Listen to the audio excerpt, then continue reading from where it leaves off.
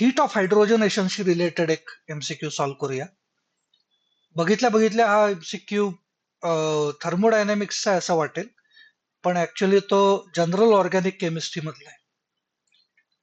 Question असा दिलेला आहे, benzene can be reduced to cyclohexane when it is treated with hydrogen in presence of nickel catalyst at high temperature, high pressure. Predict the signs of delta H and delta S. Delta H आणि delta S याचा अर्थ होत असतो, delta H म्हणजे enthalpy change आणि delta S म्हणजे entropy change.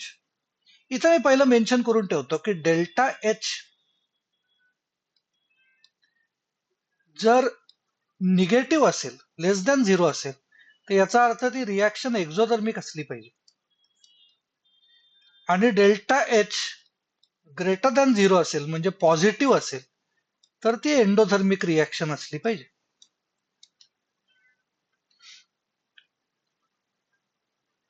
पुढं delta S चं सिमिलर काय आहे, तर डेल्टा एस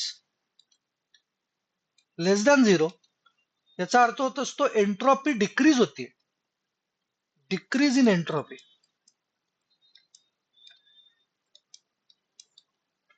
आणि तेच डेल्टा एस ग्रेटर दॅन 0 असेल तर याचा अर्थ एंट्रॉपी चेंज पॉझिटिव्ह आहे, म्हणजेच एंट्रॉपी इन्क्रीज होते. एंट्रॉपी इन्क्रीज होणं किंवा डिक्रीज होणं याचा अर्थ डिसऑर्डरचा आपल्याला तिथं विचार करायचा. सो हा विचार करून बघू आपण. बघा, रिॲक्शन अशी दिलेली आहे, बेन्झीन आहे,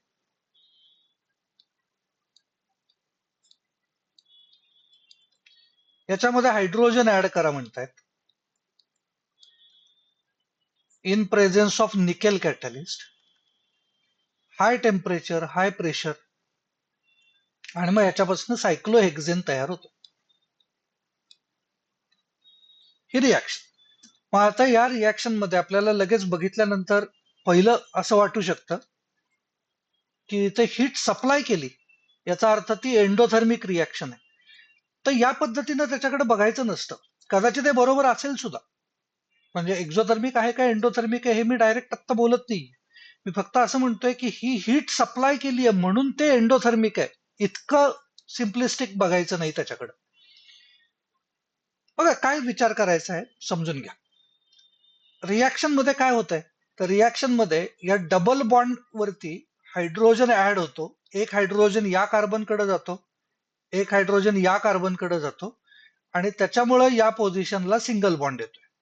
सेम पद्धतीनं हे उरलेले जे डबल बॉन्ड्स आहेत तिथं सुद्धा सिमिलर रिॲक्शन होती, म्हणजे 3 हायड्रोजन मॉलिक्युल्स आपण त्या केसमध्ये ऍड करत असतो अक्रॉस 3 वेगवेगळे डबल बॉन्ड्स.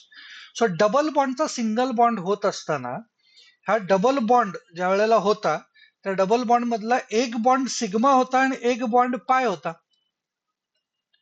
याच्यापासून झालं काय, की इथं जे हायड्रोजन हायड्रोजन 2 ऍटम्स होते, त्यातला एक हायड्रोजन या कार्बनकडे गेला, एक हायड्रोजन या कार्बनकडे गेला, आणि आपल्याला दोन्ही सिंगल बॉन्ड्स इथं तयार झालेले मिळाले या कार्बन्स पाशी. मी आता फक्त जिथं चेंज झालेले आहेत त्या डबल बॉन्डच्या पोझिशन्स मी दाखवतोय. म्हणजे झालेला चेंज काय आहे, तर झालेल्या चेंज मध्ये असं आहे की जो एक सिंगल बॉन्ड एक पाय बॉन्ड असा दिसत होता, त्याच्याऐवजी हा एक सिग्मा आणि इकडं 2 ऍडिशनल सिग्मा बॉन्ड्स तयार झालेले आहेत.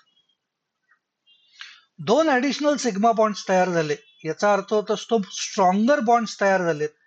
वीक बॉन्ड ब्रेक झाला, पाय बॉन्ड, एक पाय बॉन्ड ब्रेक झाला, आणि त्याच्या बरोबरीनं 2 सिग्मा बॉन्ड्स तयार झाले, ज्या वेळेला हा एक सिग्मा बॉन्ड सुद्धा ब्रेक झालाय. म्हणजेच याचा अर्थ होत असतो की ओव्हरऑल इफेक्ट हा एक पाय बॉन्ड ब्रेक होऊन एक सिग्मा बॉन्ड तयार होण्याचा आहे. म्हणजे वीक बॉन्ड ब्रेक झाला आणि स्ट्रॉंग बॉन्ड तयार झाला. मग वीक बॉन्ड पासून स्ट्रॉंग बॉन्ड जर तयार होत असेल, तर याचा अर्थ होत असतो की एनर्जी रिलीज झालेली असली पाहिजे. एनर्जी रिलीज होतीये कारण मोर स्टेबल बॉन्ड तयार झालेला आहे. एनर्जी रिलीज झाली याचा अर्थ एक्झोथर्मिक रिॲक्शन झालेली असली पाहिजे. म्हणजे डेल्टा एच लेस दॅन 0 असं असलं पाहिजे. ओके. अजून पुढचा विचार करूयात. याच्यामध्ये एंट्रॉपी चेंज कसा आहे? तर एंट्रॉपी चेंजचा विचार करत असताना तुमच्या असं लक्षात येईल की बेन्झिन हे लिक्विड आहे, हायड्रोजन इज अ गॅस, आणि त्याच्यापासून तयार झालेलं जे सायक्लोहेक्झेन आहे इट इज अ लिक्विड. म्हणजे याच्यात असं दिसतंय की दोन मोलिक्युल्स एकत्र आले आणि एकच मोलिक्यूल तयार झाला. त्यात सुद्धा एक गॅस होता, म्हणजे त्याची एंट्रॉपी जास्त होती, डिसऑर्डर जास्त होती. त्याच्याऐवजी लिक्विड तयार झालाय, म्हणजे एंट्रॉपी सुद्धा डिक्रीज झालेली आहे. सो डिक्रीज इन एंट्रॉपी म्हणजे डेल्टा एच सुद्धा निगेटिव्ह असला पाहिजे. म्हणजे ओव्हरऑल डेल्टा एच निगेटिव्ह आणि delta S negative. So D answer आलं पाहिजे.